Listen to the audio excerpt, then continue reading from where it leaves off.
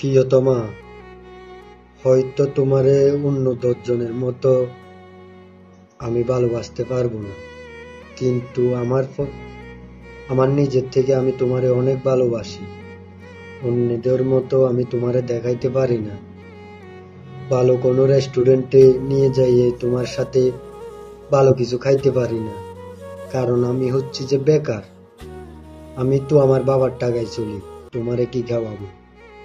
হয়তো ফাহিম ভাই ও মানজি আফুর মতো যদি কোনো এক সময় যদি হইতে পারে যে ফাহিম ভাইয়ের বেকার অবস্থায় মানজি আপু যেরকম হাত ধরছে ওরকম যদি তুমি আমার হাতটা ধরো, একদিন সামনের দিকে এগিয়ে যাইতে পারি ইনশাআল্লাহ, যদি আমার সাথে তুমি থাকো ওদের মতো।